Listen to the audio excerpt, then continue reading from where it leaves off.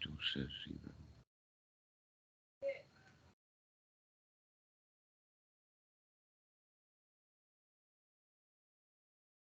Has anybody's got the little clock ticking beside the blue recording thing? Says we're live. Okay. All right. Wait a minute. No, it's still 0.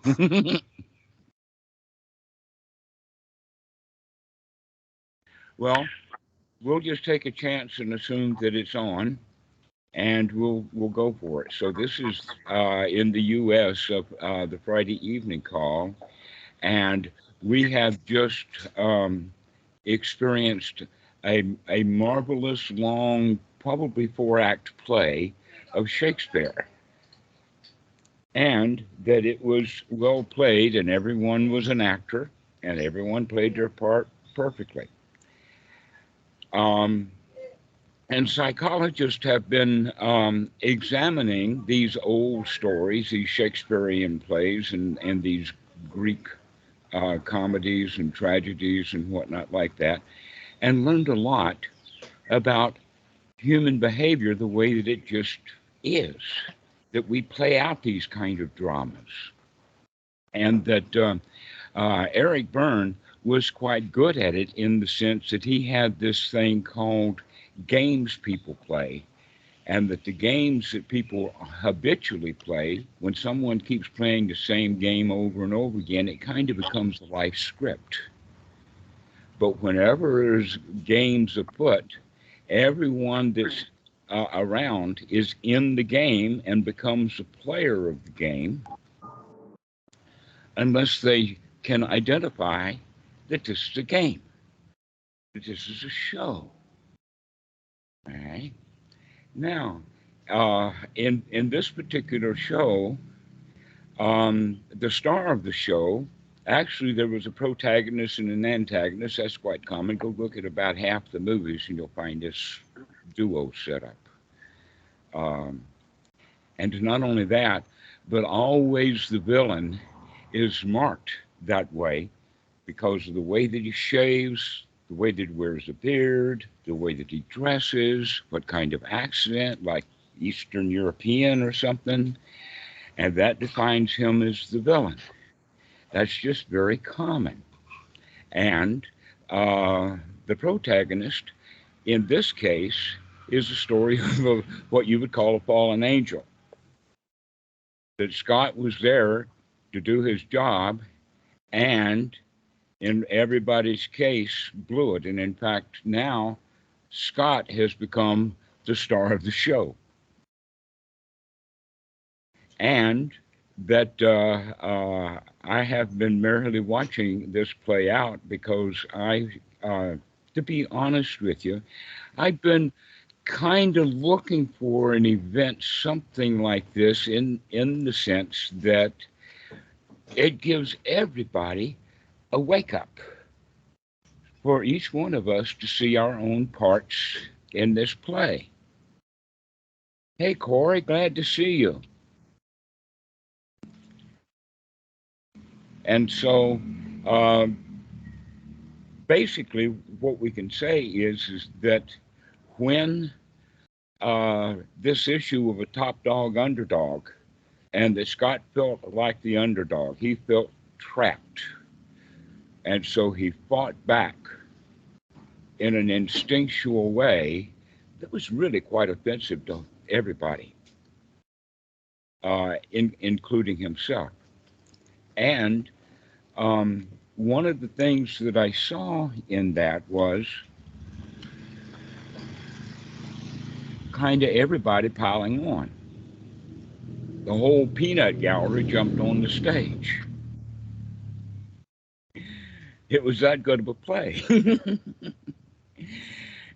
And so in that way, no one actually woke up and came into it from a perspective of, and we can use it from the term the Socratic method, of starting to ask questions to get people to look at what's going on here? And nobody did that. Everybody played their part, walking away muttering under their breath that either this guy or that guy is the villain, where in fact the villain lies elsewhere, if there is a villain. And that basically what we can say is that Scott's going to be coming on soon enough, and when he does, we can ask him now the questions that we could have asked him that would have brought him up by the short hairs. Something really simple like, Scott, are you angry? What's going on, bro? But oh no, nobody did that. Everybody kind of piled on. And I don't blame you. I mean, the language that he was using was the language of a cornered animal, because that's how he felt. He felt ganged up on. He felt bullied. And that's interesting because he's already begun to deal with that to the level of being a referee so that he can handle bullies pretty well. Just not this time. And that I would like, first off, to introduce Robert. Robert's got some things to say. He's got his perspective on what happened, and he's asked to read it, and I'll go ahead and do that. But first, I'd like to tell an old story. Perhaps any of you have heard of EST or LifeSpring. These were therapy group kind of things. You paid for and you went to an event, and they would put people and whole groups of people in situations for their growth. Well, I'd already been in this game for probably a whole lot longer than anybody else in the building. And one of the little things that they had was they called lifeboat, to where the ship is sinking and there's not enough lifeboats around. And everybody's got to stand up and give a reason why they should be on that lifeboat. And then they're going to vote, and there's going to be some people that are not left in the lifeboat. All right? So they're actually creating artificial tragic situations. And when it came my time, I stood up and I says, I am the captain of this ship. I'm going down with it. And they didn't like that at all. I didn't play their game. Well, that was one of the things that happened. The other thing that happened was that they divided us up and had a little game to play to where if both sides are antagonistic towards each other, they come to an agreement that is beneficial. Or if they have peace on both sides, then the gains are better. But if they have it so that one is antagonistic and the other one is passive, then the antagonistic gets all of the money, all of the points in this game, and the other side is defeated. So it's either a draw, or a win-lose. And I kind of talked my side into let's do the meta, let's do the easy way out, because I knew it was a game. Nobody's going to win or lose anything in reality other than the ego of who's got what points. And the other side chose the warfare, and they got all the points, and they were yelling and screaming and dancing all over the place. I mean, this was psychology in the 1970s. I mean, it looked a whole lot like the Holy Rollers or Pentecostal Christians sometimes. So that set things up. So later there was a test that they gave to says, you've been here now for Saturday and Sunday. This is Sunday afternoon. You have someone that you don't like, and it's time for you to get up and go get it off your chest. And you have to do this with 3 people. And so people were milling around and going from a little small group and whatnot like that, because they knew each other in many ways. But what began to happen was a great big group around me, each one of them taking their time to dump. About 75 of them in a great big group.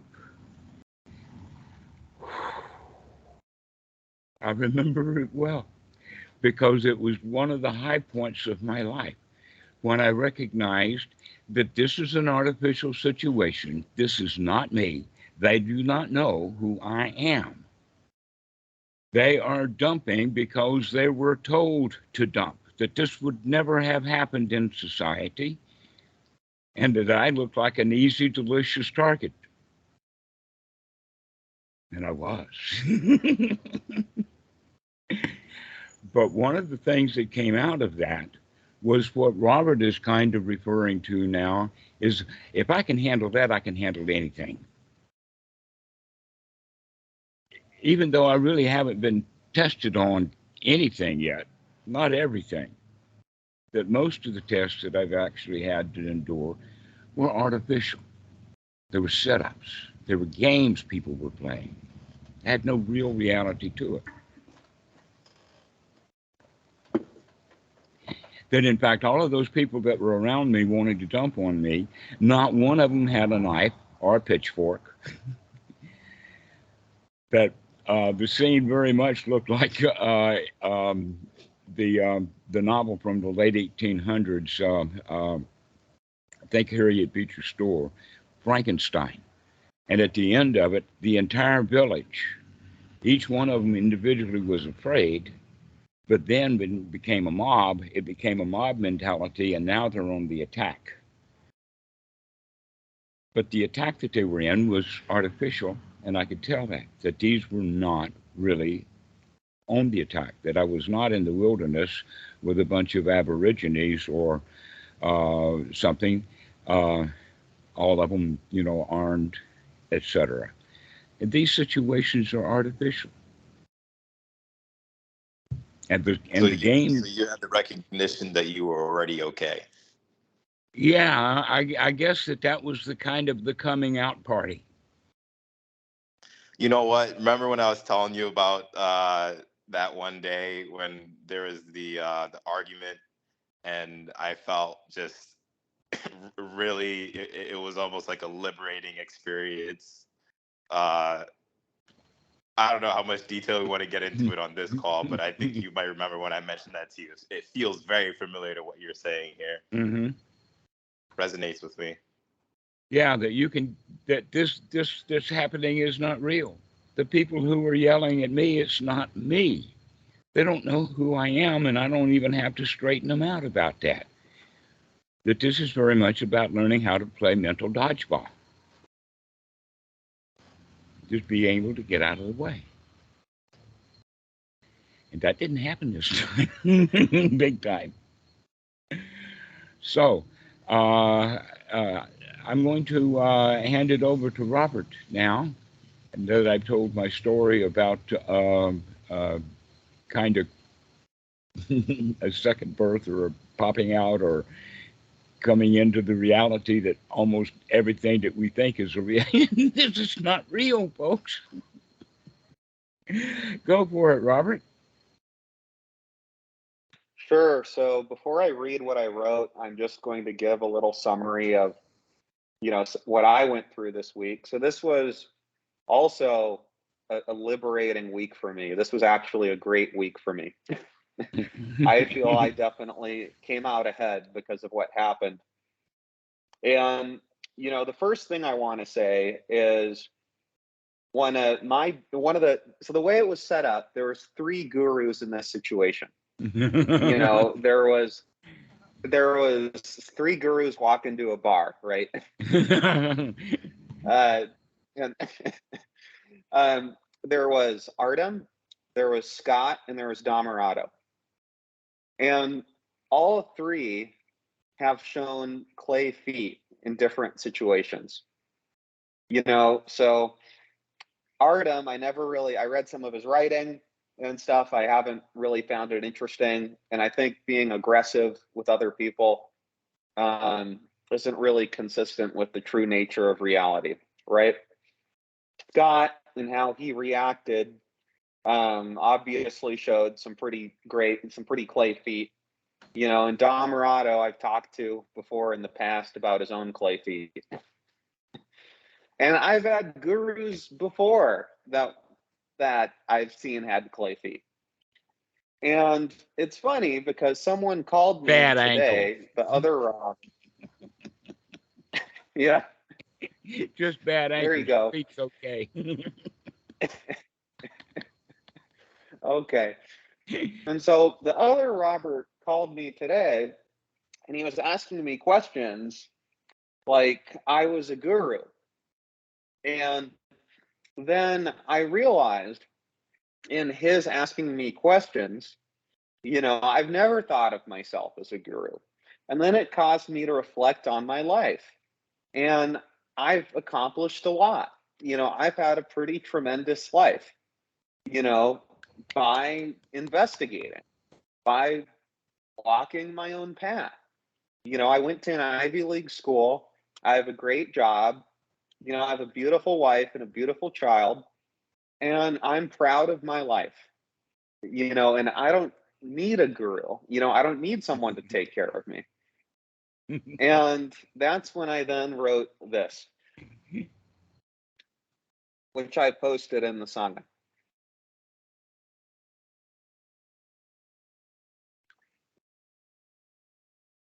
I don't need a guru.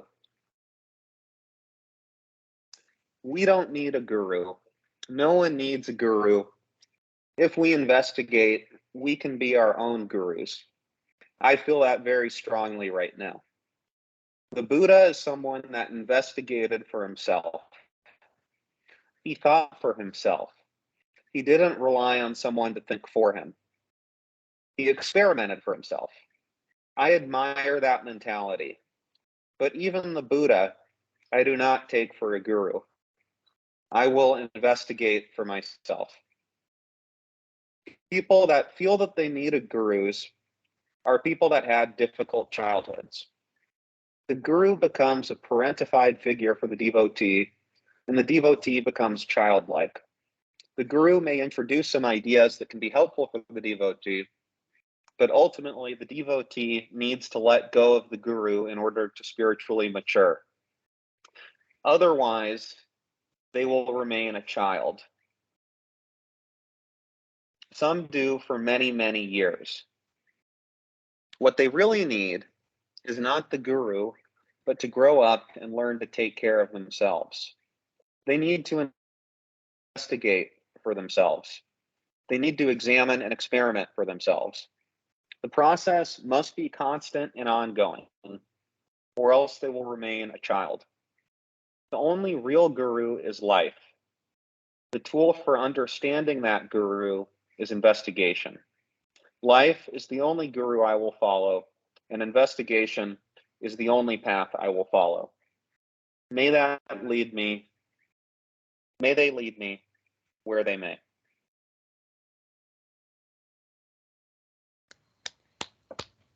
Sounds like you've been digging stuff out of the conversations we've had. Great stuff, Robert. I like that. Mm-hmm. Yeah, But sounds exactly like sounds like Thank you. exactly what the guru is telling you the entire time, basically. But you don't listen; you just remain a child. Yes, it has been absolutely marvelous, guys, to see my friends grow up and mature into full adults right before my eyes. And I've seen that time after time. Congratulations, Robert. This is it. In fact, you could go so far as to quote the last thing the Buddha said on his last breath. Does anybody know what it was? Basically, it's, hey man, you're on your own. Yeah. The Buddha, the Dhamma, the Sangha still exists, but only within the hearts. That in fact, that was a big problem the Buddha had, was that people were sucking his thumb, sucking his finger, rather than looking at where he was pointing. I try to be really slimy about that, hard to pin down as a guru.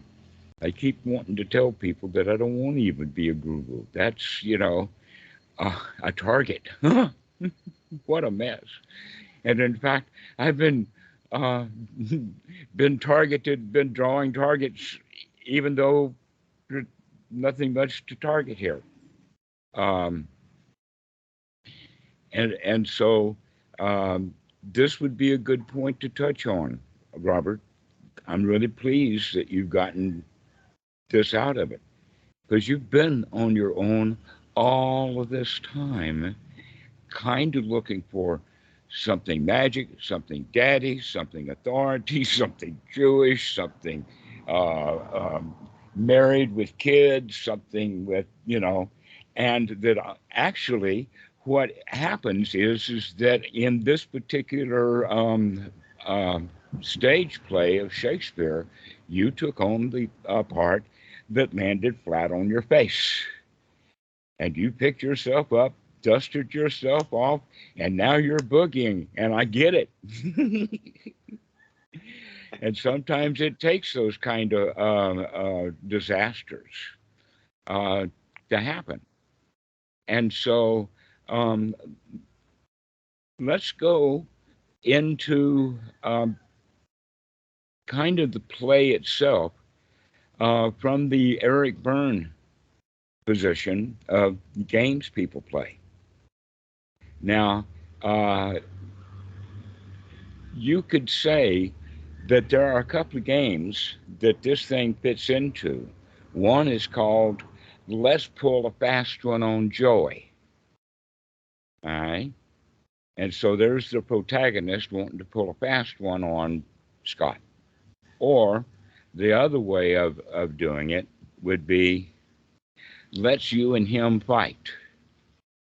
And so somebody's standing there while the proposed bully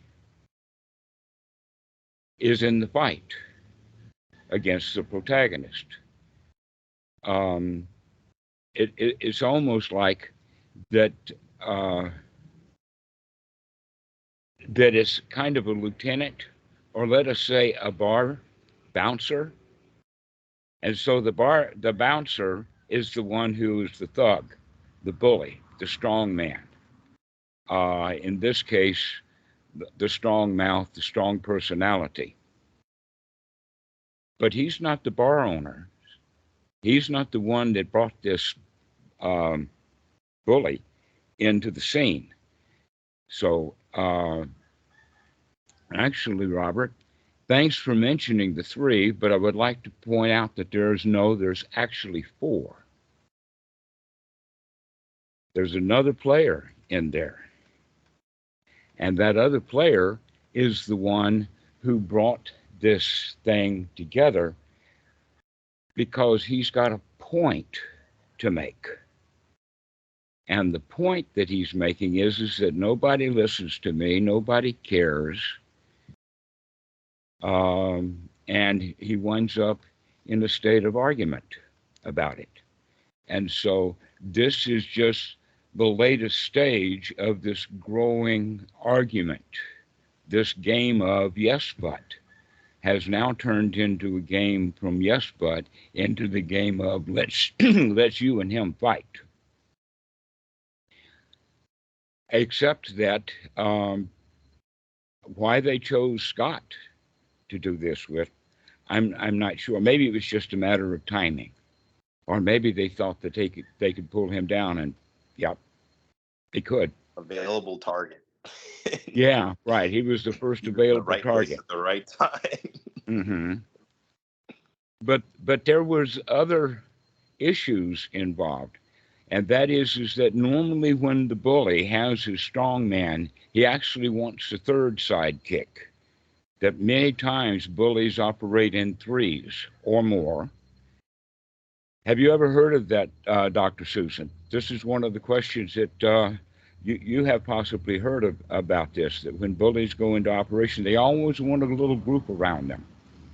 They won't back up. They're really not that sure of themselves. Yeah. Yes. Yes. Yeah. Okay. Definitely. And so, Jeff, thanks for showing up today.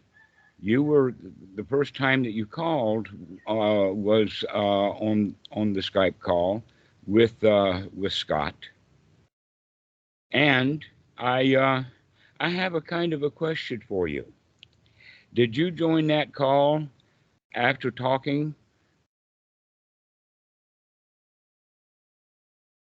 You've been talking to Alex, and then you Yes, joined the yes. call. Okay, all right. I've been friends with Alex for a while now, quite some time actually. Okay. He had expressed some interest in Artem. I know, even at the time of the call, I knew very little about Artem, but I was intrigued by Artem. So he asked me to join the call, and being a friend of his, and I was intrigued by Artem, and I thought, well, it could be an interesting conversation, so I took part. hmm Okay. Well, actually, this is not really about Artem. Not really about him at all. Let us put it this way. Every dog pound has a mad dog. The question is who lets him out of jail and puts him out on the street. That's the issue. And so this all goes back down to Alex not getting from me, the guru, what he wants because I won't give it to him. And so he brings you in as his peanut gallery. He needed you on that call, and you fulfilled your duty quite well, playing the game, playing the part in the game. And He didn't. that, He didn't ask. He asked me one time, okay, and I said, "Sure." He wasn't. It wasn't a situation where it's like, "Jeff, you got to come on the call. We're gonna oh, take that down would have blown it. Scott. In fact, that would have shown That's that he gonna really be." knew what he was doing. But in fact, this is all subconscious. Nobody knows anything. That's the important part for this. Nobody knows the bigger picture. Nobody Okay, knows what's but going on because keep everyone's in taking mind. their own little part. But keep in mind that first, I want to say something about Artem and his style. Okay, I've seen this in Artem that his style is to he sees it, and I'm still pondering this. I'm still trying to figure it out because I don't know much about him at this point, as I've told you on the call with Scott and Robert, that he sees when somebody says something to him, but not directly, and posts something, or says something on Reddit or even his Discord channel, that is, I wouldn't say offensive because I don't think Artem was offended, but You is really do have a different understanding of the term, but never mind. yeah, I do.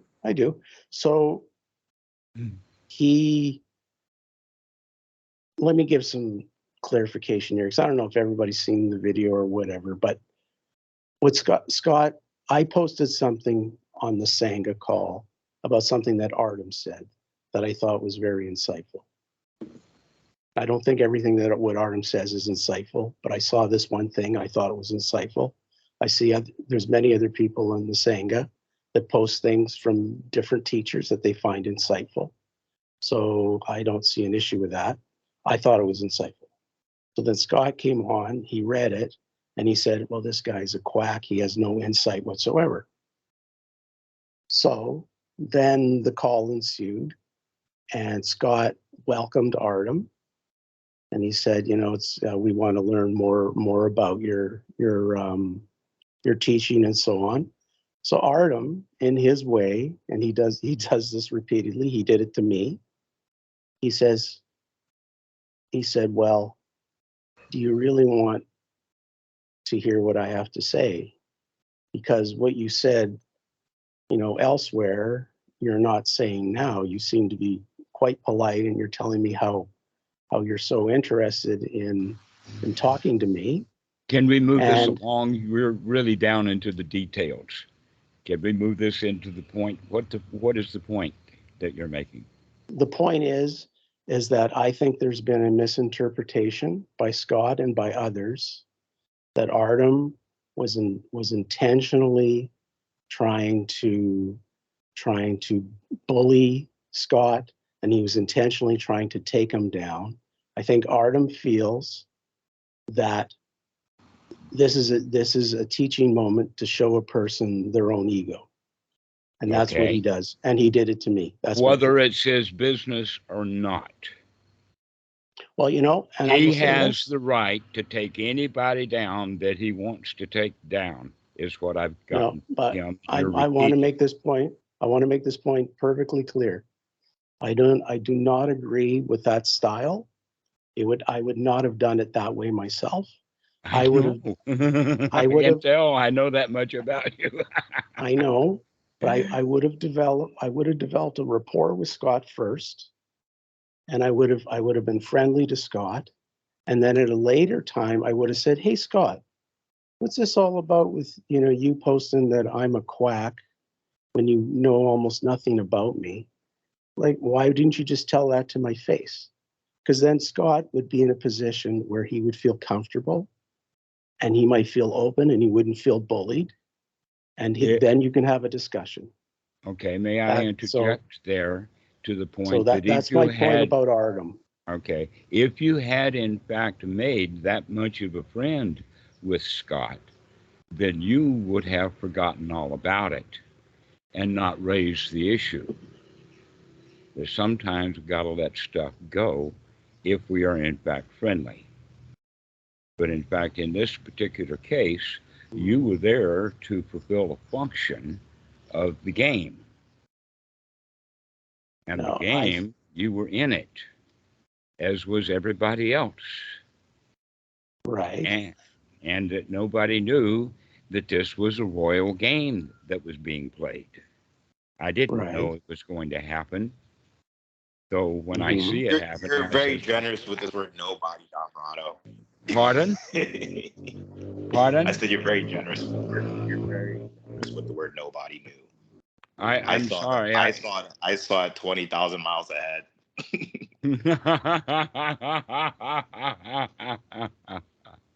Yes. I saw it before Scott even knew who Artem was, and I saw it before you spoke the moment that I saw Alex scurrying to his laptop to call you and to have his let you and him fight with Artem and you. I know. Okay. That much was very clear. Yeah. All right. So, and I want to say, I think the story here is that you asked the question, why Alex? Because Alex took the bait. That's why.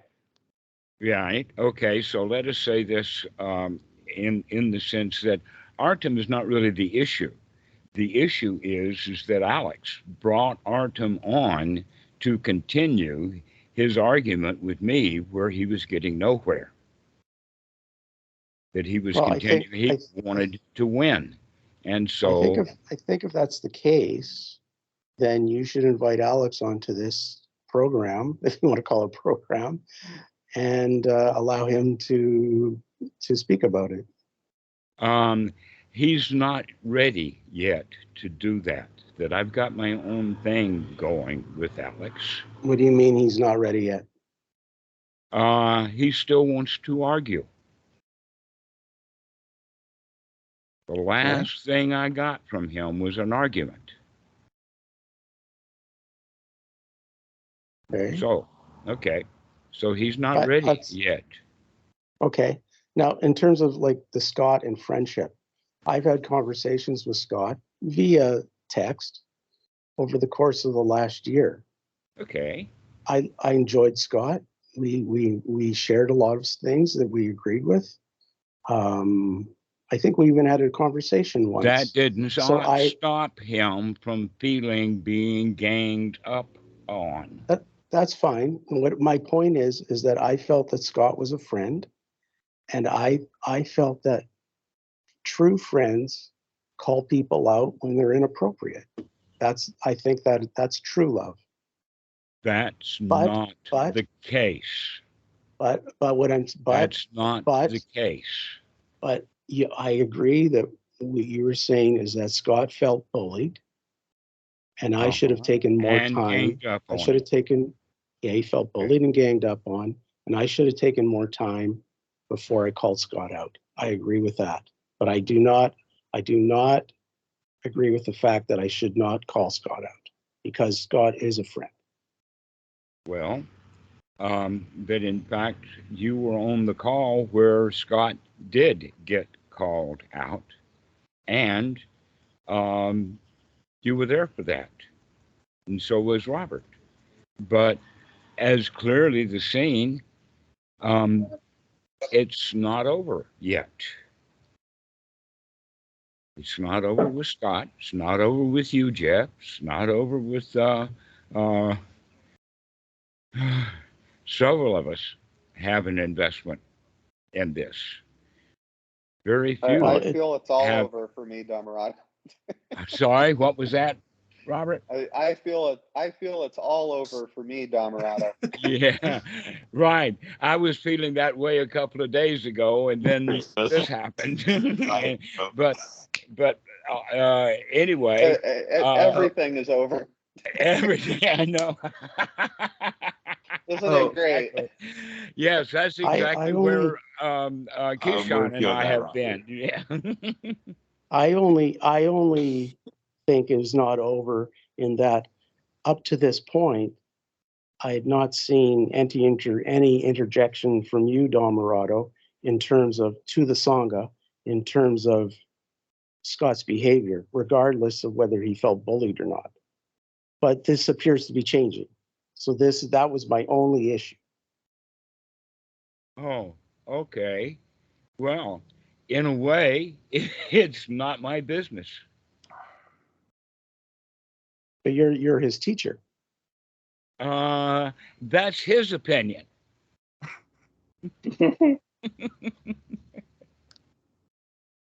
And I don't because of understand that, that. I have an obligation Yes, to you set do. Yeah. him free from that delusion. Wink, wink, nudge, nudge, Robert.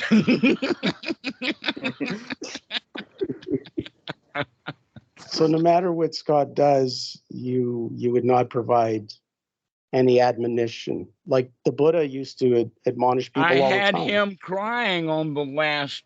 Where are you coming from? I Jeff, I think why never. do Jeff you missed want that so part. much He was. revenge? I don't get where you're coming from. It's not revenge at all. What do you mean you had him crying? I'm not aware of this. Oh, Jeff. I don't think I shared that with you, but Scott Yes, please actually do. cried and apologized to me. I don't, I got on that call after that, I guess, or before that. Yeah, I should have I shared don't that know with anything you. about this. I do not know Yeah, what you're talking about, Dhammarato. that was a big part. My apologies. I just was thinking about other things, but Oh, so I yeah, have that a was a big quick part. question, Dhammarato and the crew. Uh, uh, I'm about to head to bed fairly soon. I was just wondering if you had any questions for me before I departed, or Oh, you were part of the peanut gallery. That's right. yeah. I also have a comment for DJ, which is DJ kept a pretty cool head in that peanut gallery. He was saying, there's both sides are wrong in this. Both sides did things wrong, is what he said on the call at the end. Well, yeah. And, Oh, just 1 second, just allow me to finish. And I was just going to say, I appreciate that approach.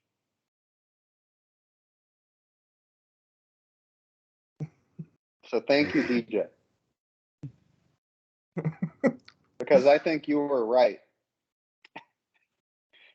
Both sides did do a lot of dukkha.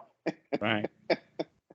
What a show. So DJ so- was actually seeing the clearest of all of us during that moment. You know, so my kudos to you, DJ. I would like to say sometimes you feel like a nut and sometimes you don't. You don't.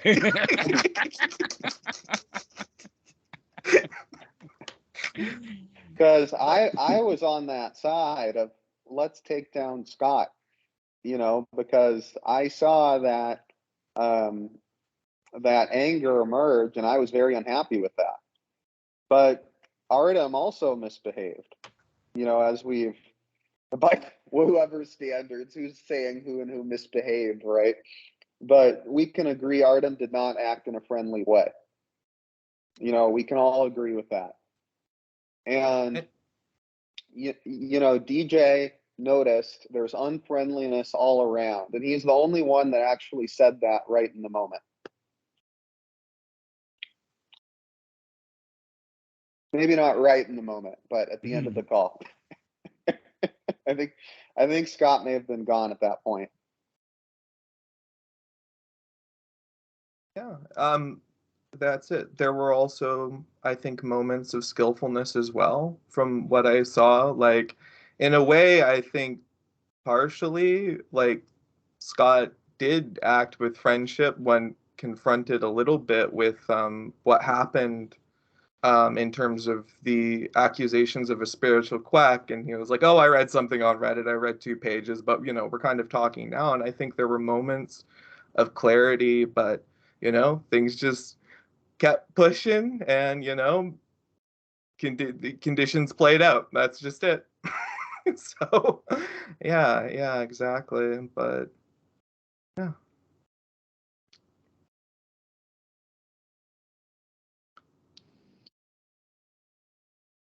Yeah, although I Dhammarato, was I think just your I screen was is. completely absent for it and just kind of enjoying the show because it was pretty entertaining. I would say that what DJ said. I mean, yeah, I just knew that from the beginning when this was coming up and being planned. I was like, yeah, this is not going to be a friendly environment at all. I mean, these guys are out for blood. Oh, yes, Susan, please. But I've got to say, as a newcomer, I think this would have been the second of Scott's, or whatever you want to call it, but these meetings. And I was blown away with what the hell is going on here. What has gone before this meeting? What is going on in this meeting? And where did treating people with loving kindness go? Because it wasn't there. Mm-hmm. And so I was just blown away with what was happening, actually. I was having connection problems as well. So I got lost, but decided to come back once. After about 45 minutes, and having suggested that everybody calm down, I left. Right. So, you know, as a newcomer, this was just what? I was blown away. What was going on? What went wrong? It's What's called the Reddit, history? the web series. Well, I gathered that insults must have been flying beforehand. Uh-huh. Well, actually, that was it. That in fact, Was it really? That was all. Yeah. Actually, what we could say that what you were a witness to was a full frontal assault. It was sneakily done. It was weaselly done, Yeah. but it was a full frontal assault on Scott. At least that's how Scott felt it. And it certainly looks like, from everything that Keyshawn and others of us have put together, that was exactly what the intention was. And that Jeff was recruited as part of that full frontal assault as the peanut gallery. So Dhammarato, when we had our discussion with Robert was there and Scott was there, you told me that you had no interest in looking at the video. You had no interest in Artem. Therefore, like, I'm asking the question, how do you know all the details when you haven't looked at the video? You told me you refused to look at the video, you had no interest in it. Yes, that's exactly right. but I have perused enough of the actual aftermath of the text, because after the video, it was not over. Well, Is that yeah, you've right, seen the PJ? aftermath of the you've seen the aftermath of the text, but everyone has a different opinion, and we all have our biases. So Yes. one would think you'd I want to saw look at the I have a video. question for I have a Socratic question for Jeff. Actually, do you think happy, satisfied guys are super interested in confronting random people on the internet that said one thing or the other about them? Well, you're interpreting that Just because I wouldn't. I mean, if someone, I guess maybe that's my solipsism, because I just would not care. I don't know, but that's just my thought. So it's just No, weird to see it. no, I'm To happy. think I'm that someone happy to else answer. who was feeling totally, you know, contented and all that, like, would really want to engage in that way. It just seems like a lot of energy and a lot of work, but Right. yeah. Like like I say, I don't agree with Artem's approach. He sees it as a teaching thing. I'm really conflicted about all that, because a lot of the other things that he says and what he does are intriguing to me. I mean, that's all I can say. I don't know. It's such early days for me with this fellow. Well, why is he so hell bent on teaching?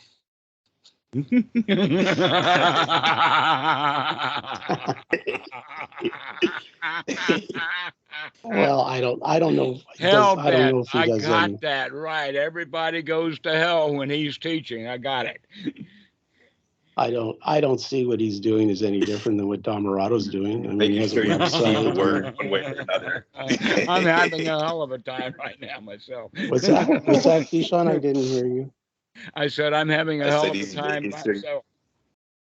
No, Keyshawn, I didn't hear what Keyshawn said. I was joking that he's making sure you receive the word one way or another. What do you mean? Yes, I don't understand. Because I said, why is he so hell bent on teaching? And then I was kind of saying that. Well, how is he? How is he's he going to ensure more? that you, or rather, the idea here is his coming on and saying, "Oh, I heard you were talking shit about me. Let's talk about that instead."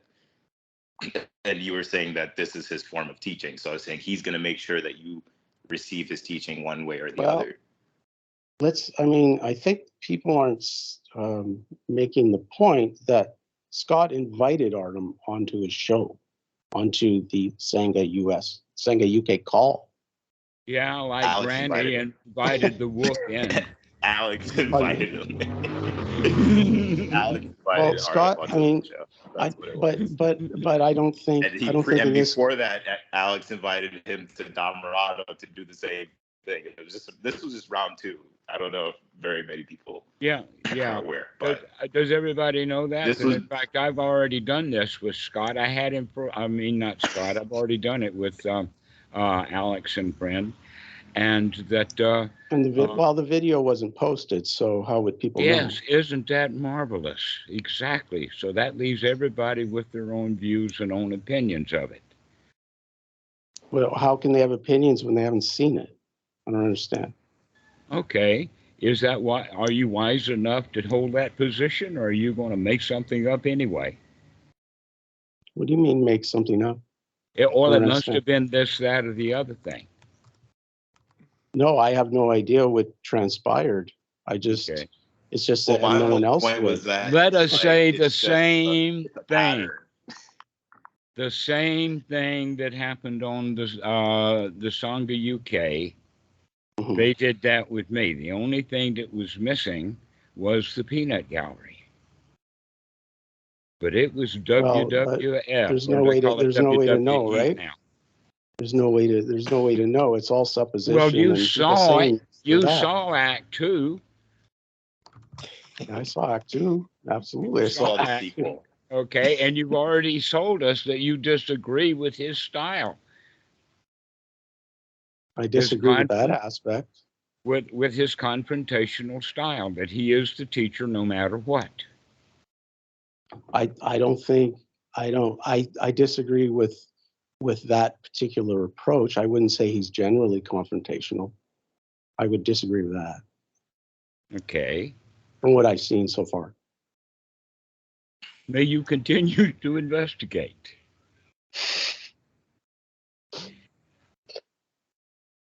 But that's the whole idea, is that we got to see what's going on for sure. And that's what Robert is going through right now. He's beginning to see that he cannot rely on anything. Well, Dhammarato, I think what you're doing here is you're creating two camps, and you've decided I'm in the Artem Alex camp, and then everybody else is in the other camp, and that's why I'm here. Like I am now playing a part in your play. Actually, I didn't draw any camps that I know of, and I don't intend to, because everybody has their part in this, and some of us are learning and others are not. This is kind of a freedom experience to recognize that we've all gotten caught up in a drama, in a Eric Byrne type of game. And that everybody, a soap opera, right, and everyone wound up in bad feelings about it. And like a phoenix, here comes Robert.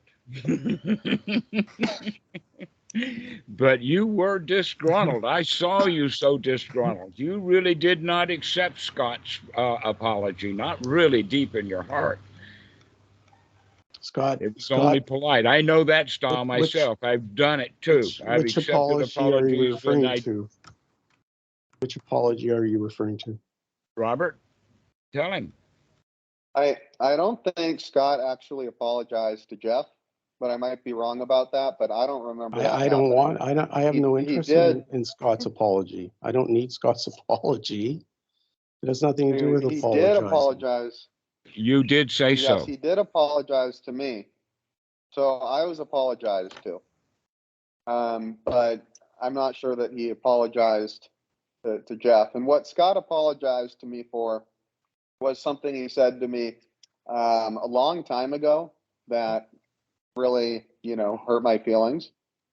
And then it was sort of, it seemed like just a general apology in general. So Scott apologized to Artem on the video, but then revealed that it was a fake apology in order to get out of the situation. Those are the best kind. He was. They're the ones that are used the most often. Genuine apologies are really rare. Well, when he apologized to me, have to see Duca. But I think also, and Jeff, please correct me if I'm wrong, but I think Jeff's point is that Artem has this unconventional style, and if you want to take a generous interpretation of that, it's like a Gurdjieff thing where he pushes your buttons until you explode. Exactly. And thank you, Robert. And that's exactly what Ajahn Chah used to do. Ajahn Chah was actually quoted as saying, my job is to piss people off.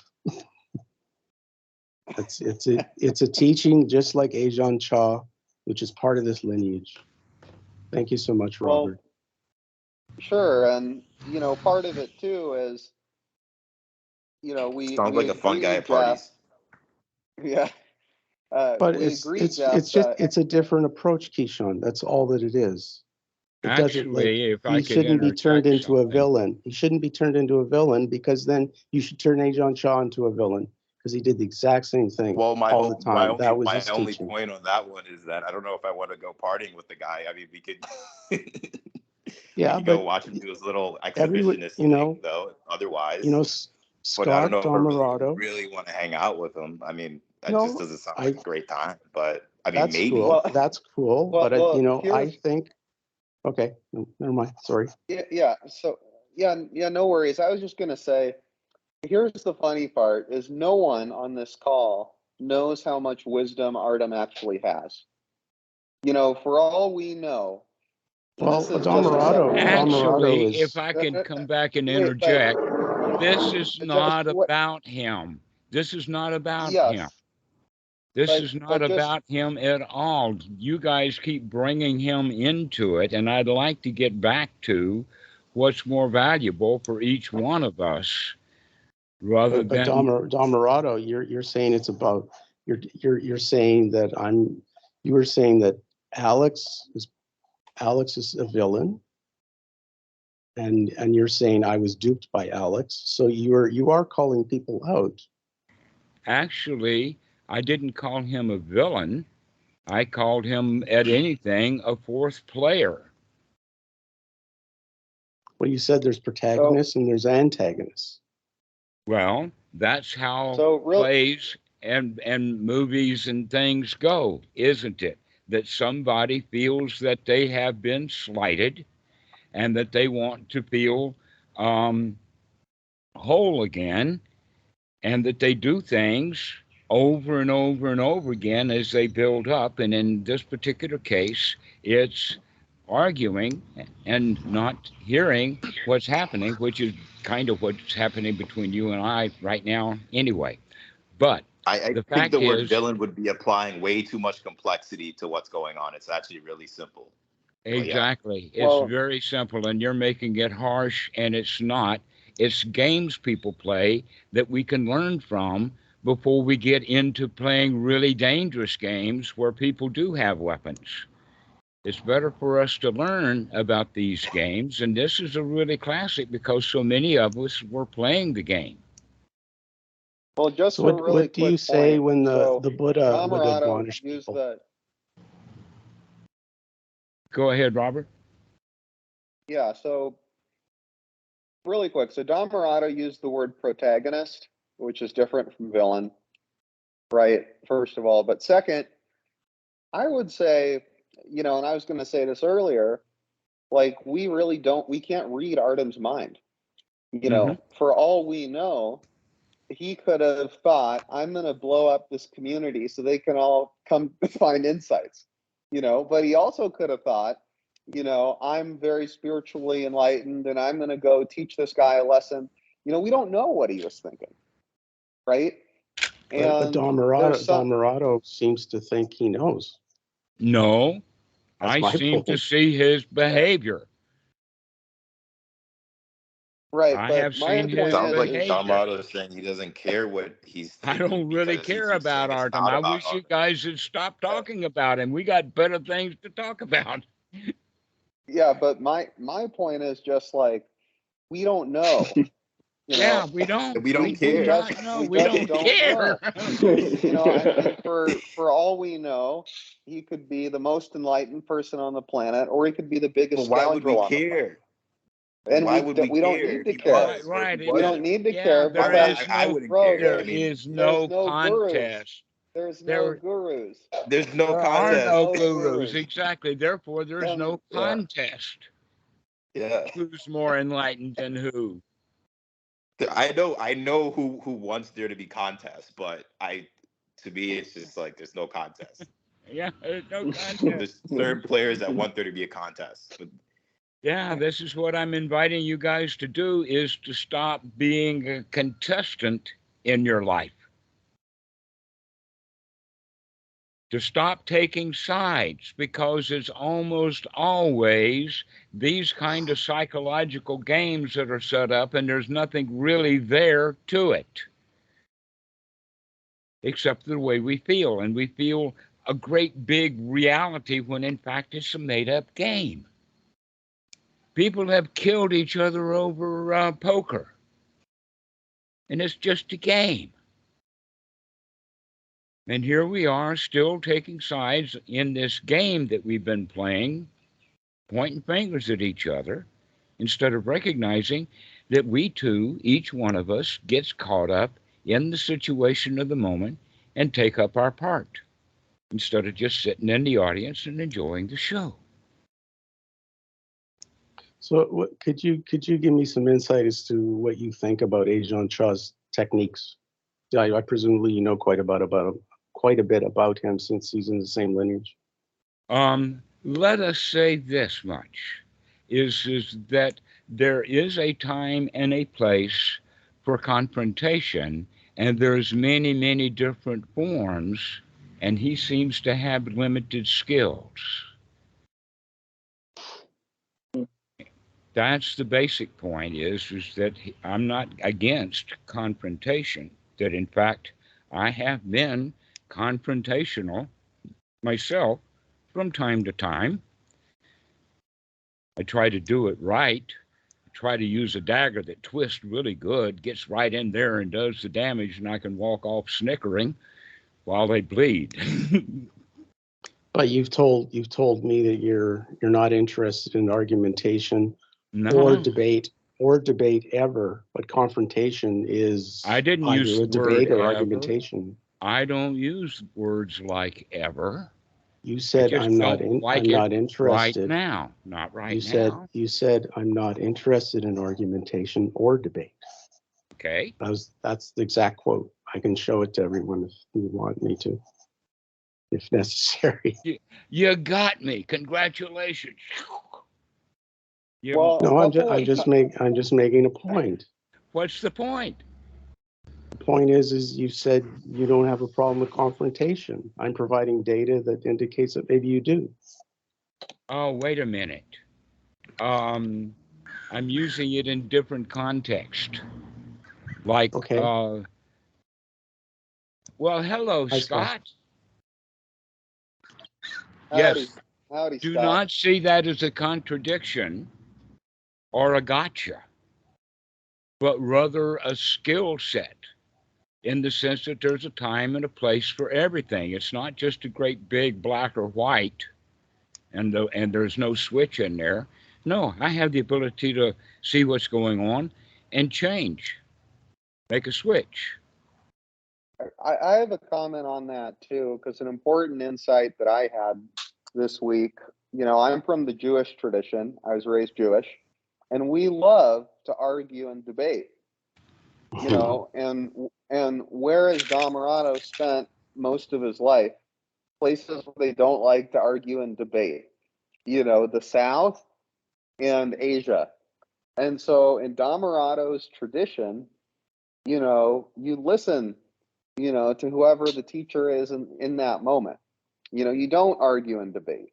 And that's a difference in tradition and culture. You go to rabbinical school and everyone argues and debates. that's just part of what they do. But part And of the it's important to Dhamma, read the room. Wait, just allow me to finish my thought, please. yeah, sorry. Part of, as a student, one thing people can do is to read the room. In the room that Alex is in, or whoever wants to argue and debate, is not rabbinical school. And there's a room for that. Or Western philosophy is another one. So, it's important in this way that Dhammarato teaches. It's not about argumentation. And there are ways that are, and there have been great rabbis, there have been great philosophers, and if you want to explore that path, go down, explore that. It's a great path. I considered becoming a rabbi at one point. But another thing I wanted to say too is, if we take the point of view that this is all a show, then you realize it's all empty. It's all just Fabricated. empty. It's all games And people play. It's and time we can structure. attach to things. Yes, and we can attach to things or not. And from my investigation into reality, and you do your investigation, everyone on this call, it's better not to attach to things. But investigate that. Maybe it is for you. But what I found, is generally speaking, it's better not to. So if we can step back and see this as a big show, we can start to detach from any negative feelings we have about it, and then we can move on from it. And I feel like today, especially at the end of the day, like I made a lot of progress with that. And I'm very grateful to Robert for calling me and asking me all these questions. like I was a guru, so I could see the absurdity of guruhood. Because it's absurd. No one's a guru. There are no gurus. It's all empty. Only students looking for a guru. That Yeah, only when you want. hey and Scott. that guru. Yeah. Anyway, and that guru. Howdy, Scott. And that guru is not going to get you anywhere, because as long as you're in the position of, oh, Scott, could you put yourself on mute? There's a lot of noise. Yeah, Scott, we can't hear you. I'm Thank glad you joined. And so if you put yourself in that position of, I'm a student and here's a guru, you're never going to grow up. You're never going to mature, because you're infantilizing yourself.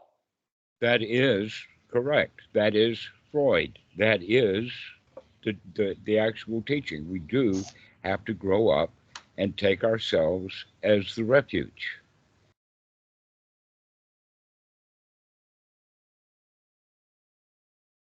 That's the whole point of becoming the lion. That's the Sammasankappa, coming out of the victimhood that we all feel like we're in. It's the victimhood that needs a guru, needs a daddy, needs to be on the front row of the students, that kind of thing. They need to be in the guru's lap. And the one who needs to be in the guru's lap is the one that keeps falling on the floor all the time. I wonder why that happens. And so that's the game that we're playing, because we don't feel adequate enough on the inside, that we have to take sides, we have to take positions, we have to play the game that's being played on stage at the moment, rather than learning how to see the game as a game and walk away happily. Wow, I saw that one. Glad I missed that. I'd like to give some context to this this last interaction you had with Alex, in terms of you were saying he was argumentative. So just so that everyone here knows what Alex said. Alex said, I've come to the conclusion that the Dhamma is the most important thing of all, and would you consider allowing me to come back into the Sangha? And then you said, I don't think you're ready yet. And then Alex said, why? He just asked the question, why? And then that was it. Things are important. So I don't understand how that's being argumentative. But if he asks the question, why you think he isn't ready, I don't understand that. Keyshawn, were you saying something? Well, that just sounded like the wrong answer. He said, I thought that the Dhamma was the most important thing in my life. That's just the wrong answer. I mean, it's the opposite. Things are not important. But anyways. But he said ultimately the Dhamma is the most important thing. So he wanted to re-engage. And then Dhammarato said, well, I don't. Zen here with you. So I get it. So I was just doing a little Zen with you. but never mind me. So Dhammarato said, well, I don't think you're ready. So then Alex said, well, why? I don't understand how that's argumentative. Can you explain to me how that is argumentative by asking a follow-up question? If he would have said, okay, catch you later, then that would have been a good sign. But in fact, he wants to know why. He can't just accept. I think the vast he cannot accept a no. Well, you can't either. You're arguing this whole time, just like Alex has been arguing. Well, I think you're doing this as his surrogate work today. I think you're doing this as a pretext to kick me out of the Sangha. No, I don't care whether you join or not. Well, you're saying that I'm extremely argumentative, and you I thought didn't Alex use was the word extremely argumentative. extremely. You didn't. You used the word extremely. Did Well, anybody hear me use the word extremely? No, I'm wrong. I apologize. That was incorrect. But you're saying I'm argumentative, and you don't want argumentative people in the I Sangha. did not call you argumentative as if it were part of your personality. What I said is that you're taking Alex's position now and arguing with me. I'm trying to understand why you thought that was being argumentative. That was the question I asked. And I just answered that he was Yes. not accepting that I said now, later. Right. Yeah. I said accept not now, I accept what you say. later. If he can accept not now, later, then there will be a later. So long as he keeps asking why, he will keep asking why.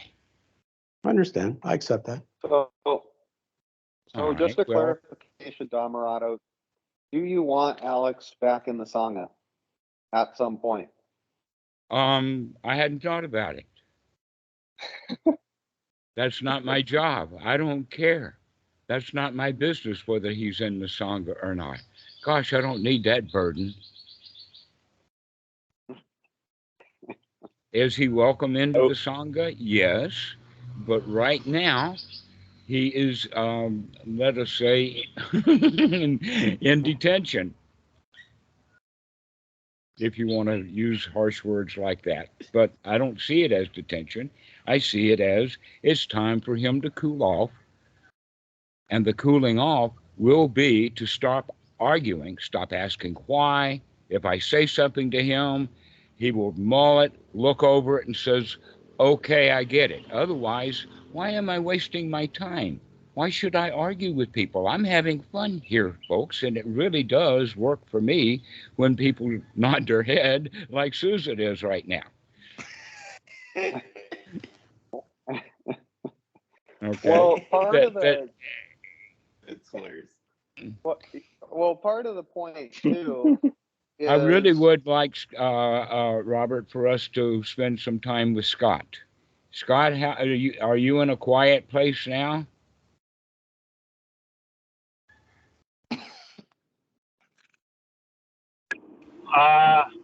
Just give me a second.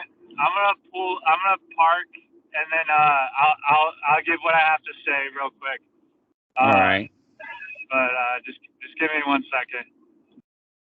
all right. Just to finish my point here, part of the point too is we're all going to disagree sometimes with what Dhammarato says or does.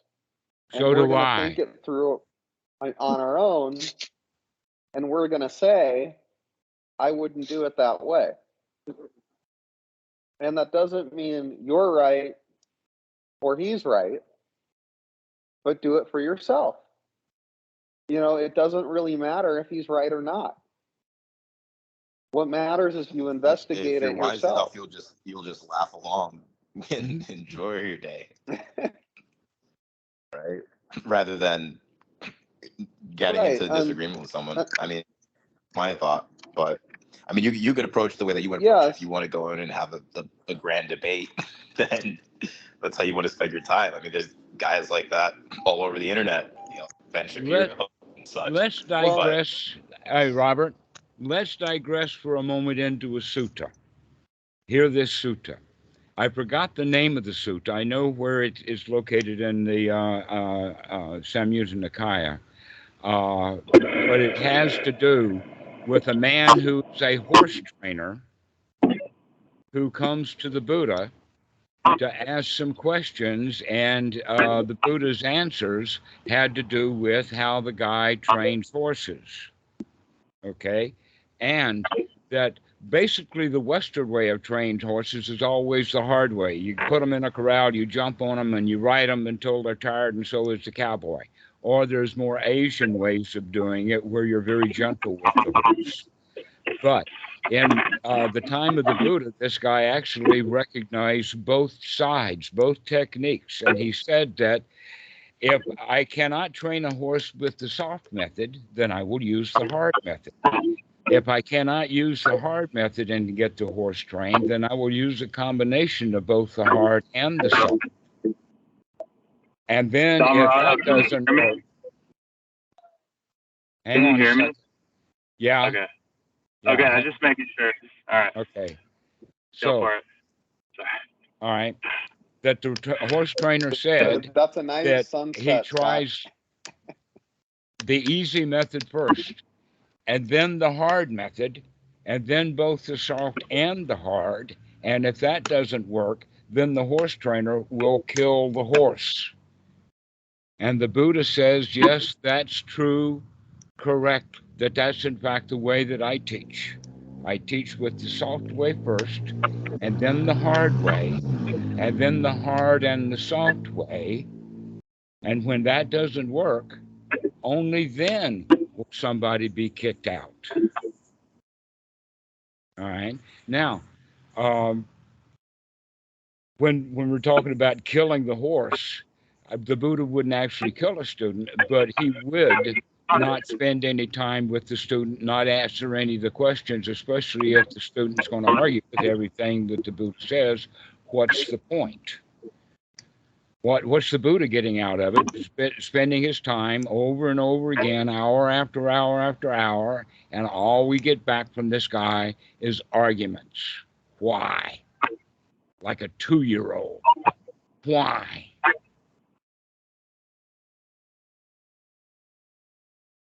So, when there are better answers, then we can use the softer approach. We can start to mix them again. But right now, this is the hard approach. And I thought that I'd let you know so that you wouldn't go around saying, well, Dhammarato makes this and he makes that. No, this is actually a process. And we're all in process. Scott's in process. Everybody's in process. In fact, Scott, you're the star of the show today. I'm glad that you finally walked on stage. You're the what we would call the hero or the protagonist. Main Okay. character. The main character.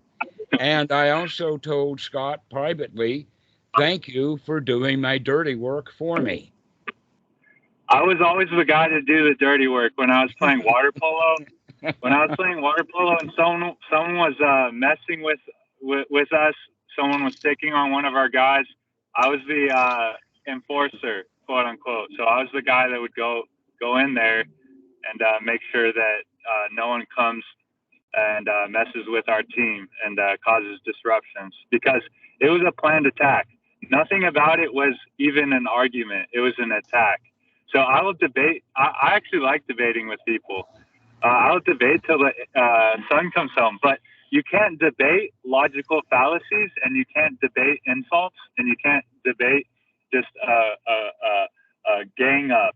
So 3 people join who don't normally join my calls, and just try to entrap me and gang up on me, just like they did to Dhammarato. So the whole thing, it was a betrayal from the very start. Now that's calls for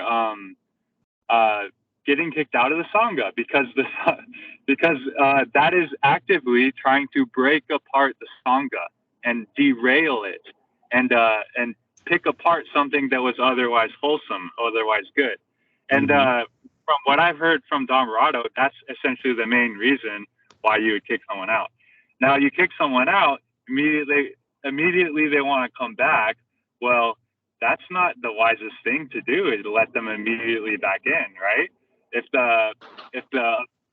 someone betrays you and comes back, oh no, I'm sorry, immediately comes back, okay, come back in. No, they have to learn their lesson. They have to learn that you can't just do something that extreme and just get away with it and be welcomed in back in like nothing ever happened. That's not the way. That's not the way. That's not the way anyone works. And so that's my take on it. What do you think about that? Well, here's what I think about it. First off, you're actually correct in everything that you said, and that I would also recognize, let us just use it this way, that you must have been feeling pretty low because of the really low class language that you were using after the call. You must have been feeling pretty low. Was that correct? Did you feel pretty low? I mean, the language you were using was, it got everybody ganged up on you, for one thing. Did you? Well, I mean, yeah. Was I angry? Yeah, I was mad. Okay. I was mad. I guess you could say, you know, anger is not happiness. If you want to call anger feeling, if you want to call anger feeling low, you can call it that, feeling low. But yeah, I was a little pissed I'm off. just trying to get my foot in the door, and here you go wide opening it wide open. So thanks for the easy way in. Yeah.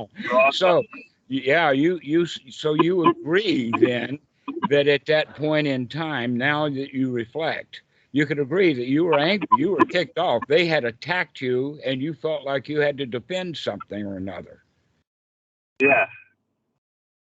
Mm-hmm. Scott, may I ask a question?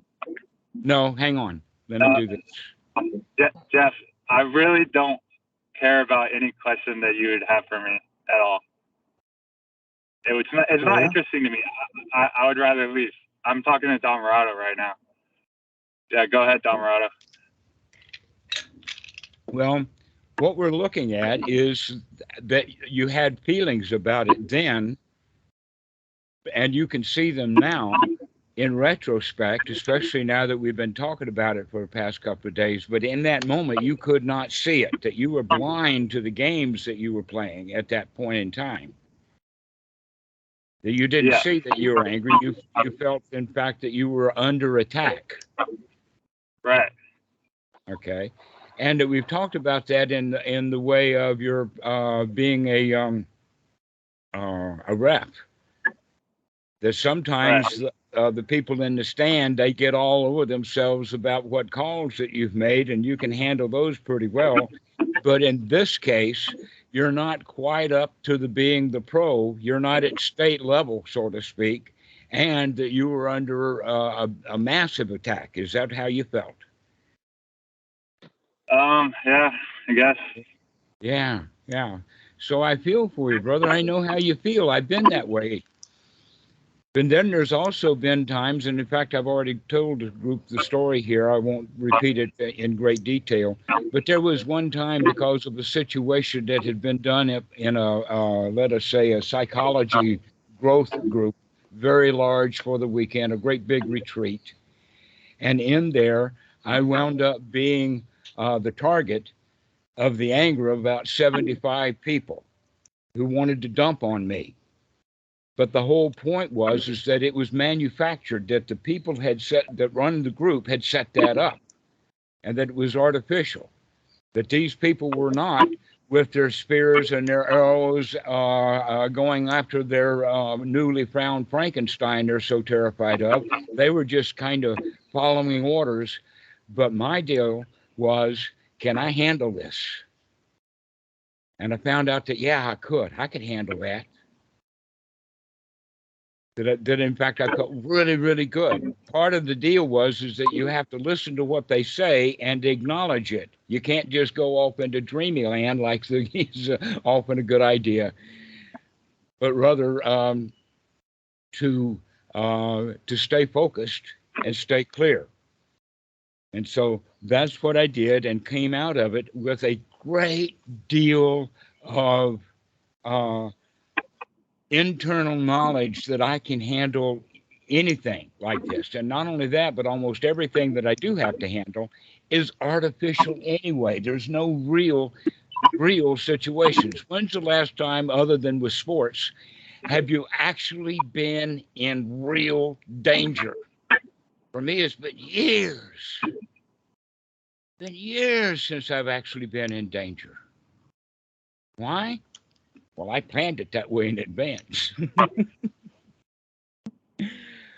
But that's the whole point is that we feel that it's real, but it's actually an artificial danger. It's not real. But in this case, Scott, you bought into it big time, that this was a real danger. And there was a real you, a real Scott there that was being attacked. And so that fight or flight instinct came up, and you chose the fight. That's very instinctual of you. And you caused yourself a lot of damage, and you caused some other people some damage. Would everybody agree with me on that one? That Scott's caused himself damage, and he's caused other people damage. Yeah, Laurent, I see that tiny little nod, but I see it. Okay. Can you see that, Scott? Can you see that you harmed yourself? I definitely can see that I could have handled the situation better, but I still think that well, let's go back Alex to the and Art- feeling. No, let's not go anywhere other than staying with how you felt. Yeah. Just cool down. Go back to how you felt about it. Recognize that you felt after you were under attack. And that was ignorance on your part. The fact is that you weren't really under attack. That it was a contrived situation, that you were set up.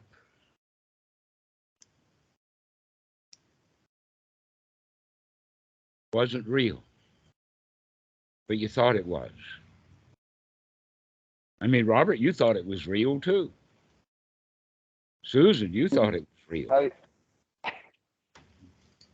Everybody thought it was real. Sorry about that. Sorry about that. I thought it was. Well, I'll say that I knew that it was a game being played, and I'm glad that Scott came in. It kind of was a bit of a comma to end all comma for these little games, for at least a little time being. I know, like I don't know if this is like the intervention for Scott now, but yeah, I know I lost my temper. I know I went off. I still think yeah, I'm fully aware of my faults, and the thing is that I can walk away from the situation and just let it go and be happy now. How about next time? How about next time when this happens? Because I'm going to send my attack dogs for you again. Okay.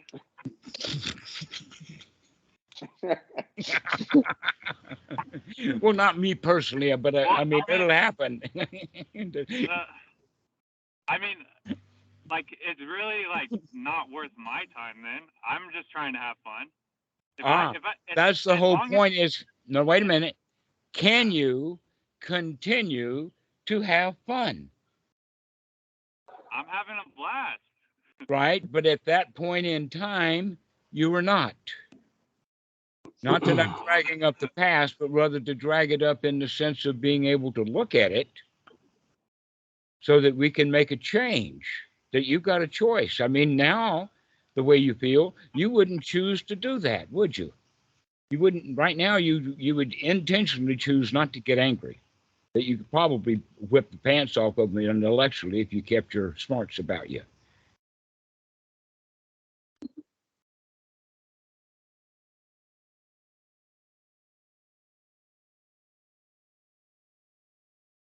So that's my question. Yeah, that's my. I'm not getting the question. Okay, here's the question again. The question is, now that you see what has happened, would you choose now to get angry again in such a situation, or would now you choose to not get angry, to stay in joy? I would. In hindsight, I would just avoid the situation entirely. Oh, that's even better. Exactly. Right, to avoid the situation altogether. And how can you do that? Is because you can see that stuff coming. You can see it coming, or you can see it when it lands. In this case, it was hard to see it land. But next time, watch for it. See it coming. Do the two-step. Get out of this way, because it's not you at all that they're attacking. That whoever was attacked also was the figment Scott, of somebody else's imagination, not the real Scott. But in fact, the real Scott's a moving target, as we could see. And so all also, and I'm saying this. Go ahead, Rob. Sorry. Go ahead, Dhamma. And I'm saying this as a friend, with no, ill intention. I don't mean to pile on or whatever. I'm just saying this as a friend pointing something out. But if you read the suttas, anger is one of the 5 hindrances. It's right there. And I've been angry. Dhammarato knows I've been angry. Jeff knows I've been angry. Keyshawn knows I've been angry. Some of the other people on this call don't know. Oh, he's gone.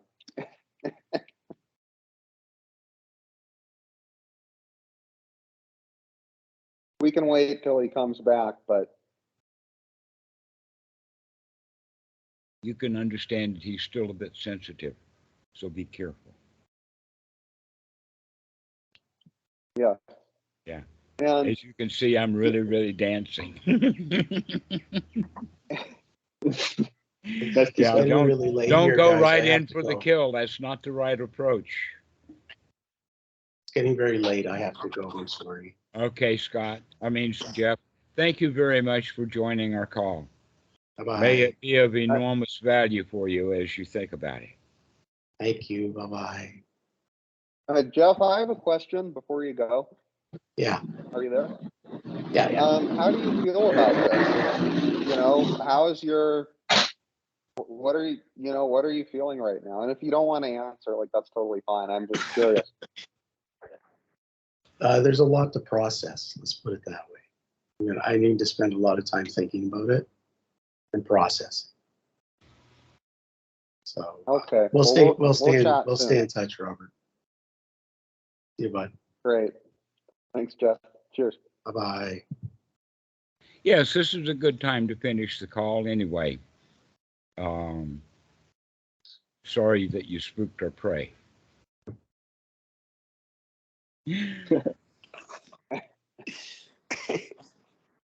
So, anyway, does anybody have any parting words before we finish? I could say a little something. Yes, I was please, actually Nick, go right ahead. I was actually talking to Alex today, and he was going with the whole game back and forth thing with me. But I was doing the similar approach they were talking about Dhammarato with the dancing. I don't know if you cut out. Oh, you're still there. Okay. And then it actually ended pretty nicely. He's like, you know what? Let's have a truce. And I'm like, yes, a truce. He said it, his words. So, and then after that, we were just talking about fun stuff and just having friendly talks. But before that, he was asking all the questions. But by the end, he was starting to get it. And then he asked for the truces on his own. So it was nice to see.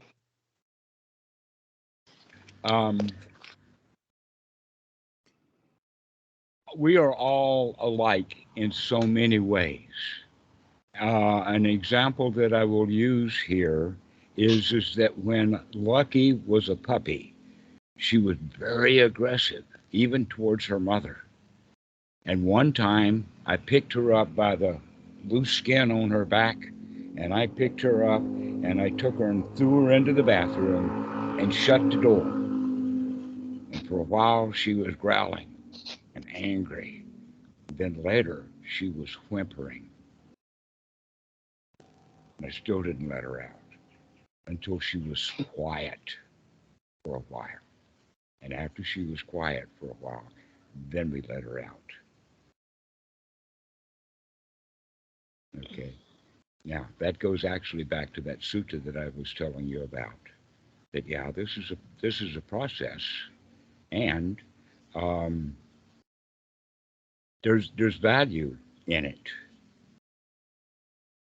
along the way, especially if the people involved are willing to really look at what they're doing. But we have to kind of maybe rather than look at what they're doing. You know, there's always a product or a byproduct, especially when we're eating food. There's always a byproduct. And a way of talking about it is that we really have to take a good, close sniff at what we're producing. We have to stick our nose in it and get a load of it. And nobody wants to do that. We don't want to see the dukkha. And many of the various techniques of meditation around is all about getting people into that first noble truth. You got to look at what you're doing. That's all there is to it, is look at what you're doing. Or in this case, smell what a mess you made. Seeing what's going on. And the only people who can really assist people in doing that are the ones who've already had their face shoved in it, because there's better ways of going. But in fact, the whole teaching that we're talking about is that, are we going to serve this pie for lunch, or are we going to throw it at the person and have it all over their face? That's the difference between the confrontational way and the nurturing way. We got to be nurturing. We got to invite them to take a taste of their own crap. But when you sling it at them, it ticks them off. Everybody's like that. And so we have to Kind be of like a magic trick. careful. Pardon? It's kind of like a magic trick. I know you're into magic. It's kind of similar in that way. Well, there's a line in a song that what you said reminds me of, and that is, this is out of A Star Is Born, the 1973 version with Chris Christopherson and Barbra Streisand. And the song, by the way, is Watch Closely Now, which is one of my theme songs, to watch closely now. You hear me say that a lot. And in that song, there's the line that says, I'm the master magician who is freeing you from the lies you've been told. That's the job of a right. That's what the job of a magician is to wake people up to the fact that they're looking at a magic trick, folks. This is not real.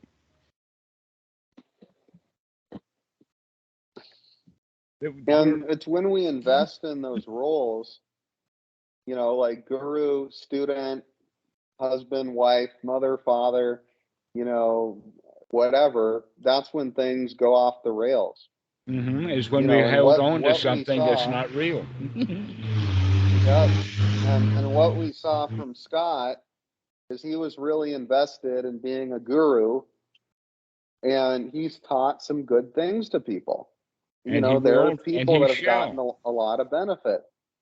Yes, but you know, his attachment to that role is causing him dukkha, because when that is threatened, like it was threatened on Wednesday, he got really upset.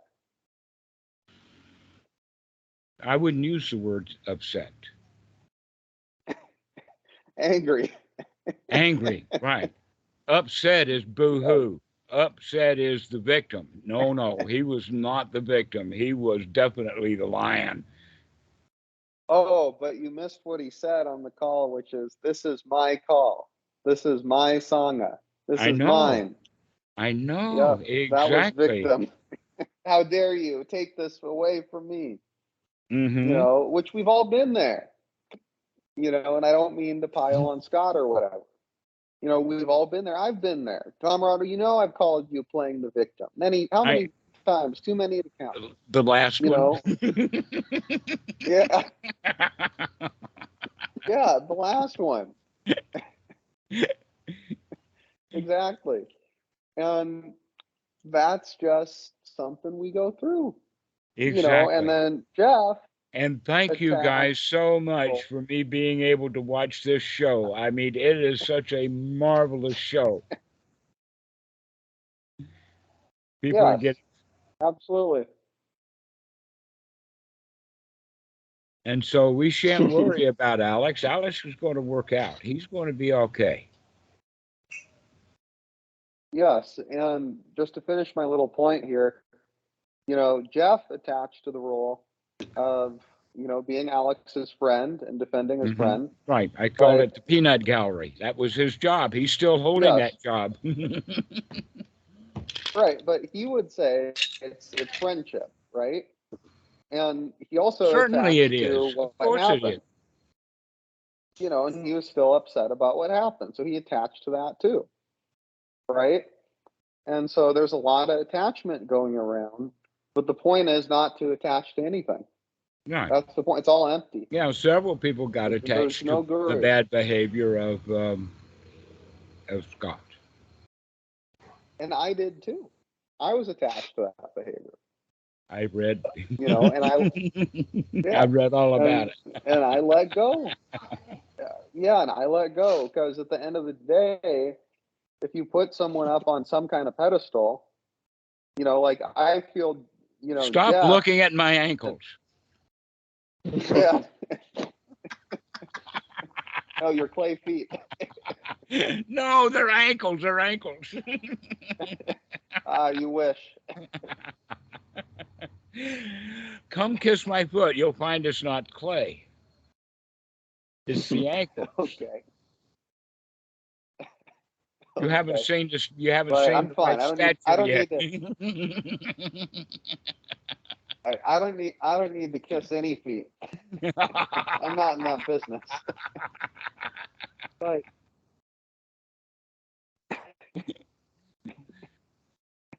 These feet are yeah, unbecoming we of a can leave it guru at that. anyway. I was just gonna say, yeah, and I was just gonna say, like Jeff is also attaching to Dhammarato as a guru by expecting Dhammarato to resolve the problem for him.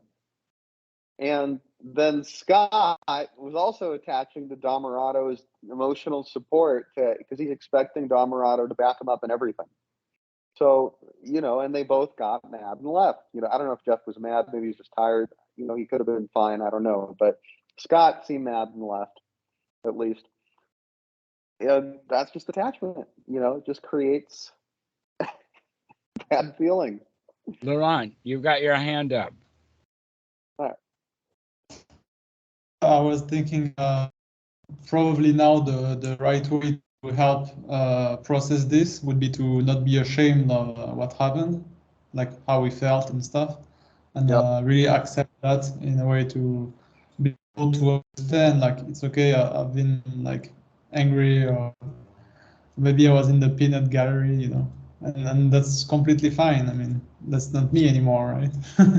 And even if it was, even if I thought it was me at one point, it's just like a learning process, right?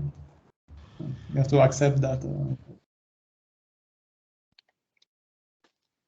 in order to not get stuck in the defending position of denial or something like that. Oh yeah, I was just thinking about that. Why would you defend something or feel ashamed about something that's not real? Right. Yeah, and I was talking with Robert That's about the this today. delusion. That's the delusion, is that we think things are real when in fact they're not, because we don't do enough of investigation to recognize, like, for instance, everybody thought that fight was real. It turns out, no, it wasn't. It was just made up, and everybody was playing a part, and it wasn't real. So many things that are part of our culture, it's not real. But look how bad we feel about what's not real.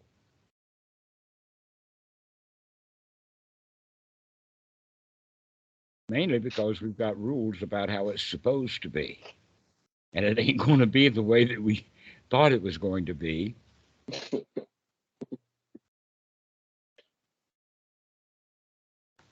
It's always we're interfering with reality that we think it's supposed to be one way, and we find out is, wait a minute, I was deluded.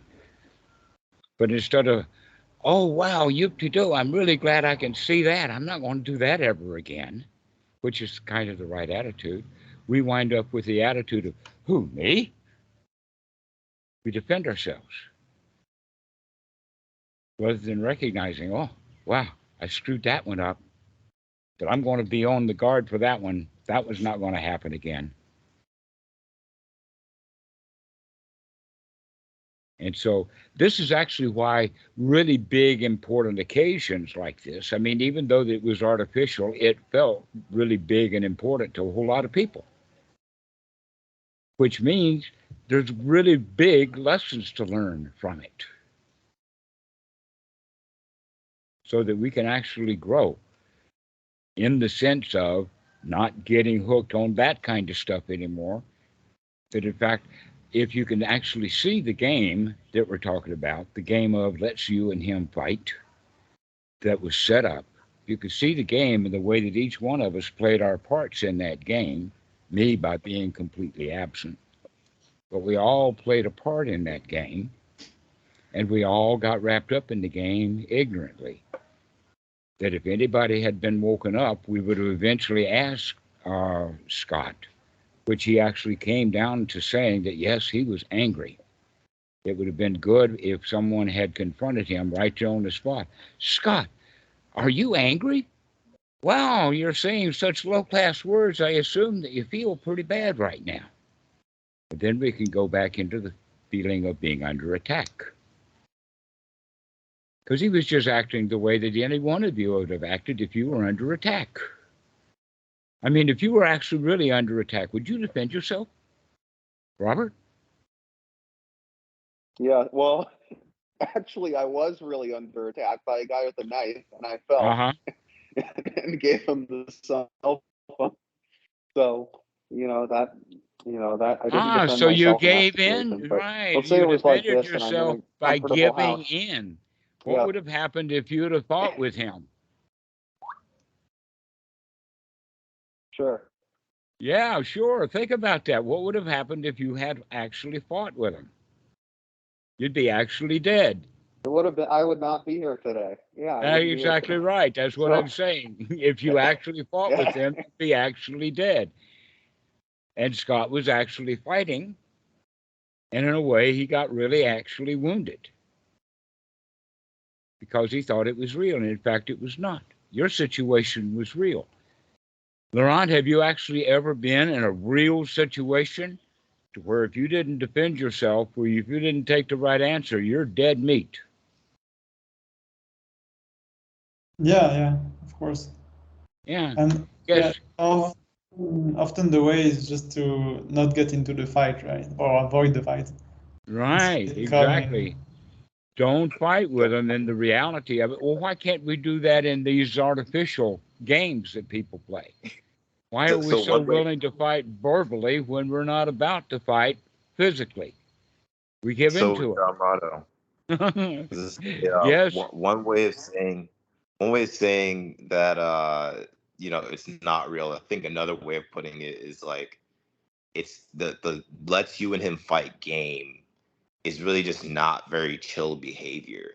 It's not. It's like a little uncouth, and it's kind of just insecure, and it's kind of gross actually. And you could see it and be like, well, geez, I'm pretty glad that I'm not like that, and that I can see that, and that I'm Watch out! Wakey, wakey! Look carefully. Sometimes you might play that game. Now that you know it, I'm not doing it right now, and wow, I'm really glad I don't need to go and play that game, and I can just step aside and avoid playing that game. Mm-hmm. By seeing everyone as friends, we avoid that game. Just to add to what Laurent and Dhammarato were saying, and also Keyshawn, in kind of a different way, but similar. I just posted a quote that I love from Nelson Mandela. I never lose. I either win or I learn. Mm-hmm. Well, in this case, we all won and we all learned. And some of us are going to have some more learning to do. Yep. Okay, guys. Well, let's finish the call now. This has been a hot shot game. Thank you very much. I really appreciate this call. Thank you, you, guys. Robert. This has been great. Thank you, everyone. Thank you, guys. We'll see you later. David, do you have any last things to say? Oh, he's gone. Oh, he All just right. left. Okay, never mind. See y'all. Bye-bye. Okay. Bye-bye, guys. Yeah. Bye. See you guys.